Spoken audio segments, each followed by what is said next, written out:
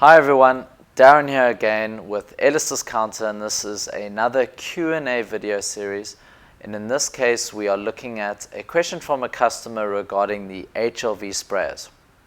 Now, the Pro Contractor versions of the Graco HVLP sprayers has a SmartStart function. And this feature is where if you are holding down the trigger on your spray gun, if you release the trigger, the turbine after about 10 seconds will shut off, and that saves you on electricity and also wear and tear on the working parts.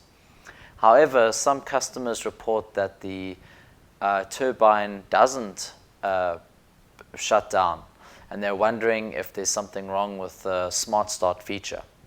Now, for the most part, we find that this is actually an issue with air escaping out the hose or the gun. But how do you troubleshoot for this? Well, if you take a look on your hose, there'll be a valve here, an air valve. Usually it'll be switched open because you're using a spray gun.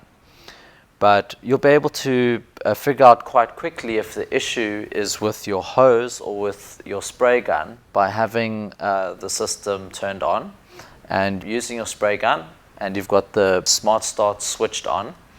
Now, if you switch off the valve, which is stopping the air going into the gun, and you find that the SmartStart is still going, then it's likely that there's going to be some sort of air leakage coming from the hose itself. If you've got it switched off, if you're preventing the air going into the gun, and actually the SmartStart then works properly and switches off after 10 seconds, then you know that you probably have an issue with the spray gun itself. So if you do find that there's a leak, you can also maybe use some soapy water and just spray it onto the hose and also check for air leakages. But basically you're looking for some type of air escape happening on the hose on the spray gun. So with the hose, it's fairly straightforward. If you do find that the hose has been damaged and air is escaping, you will have to replace the hose. But if it's on the spray gun, there are a few things you can check for. So let's have a look at that. So on the spray gun itself, firstly you want to make sure that everything has been sealed properly. That means that the container is properly secured onto the spray gun, but you can have a look at the air tube to make sure that this is secured properly at the top and the bottom. You also want to check the seals, that is properly fastened, that the cap is sealed. Basically, you're wanting to make sure that everything has been secured and tightened properly.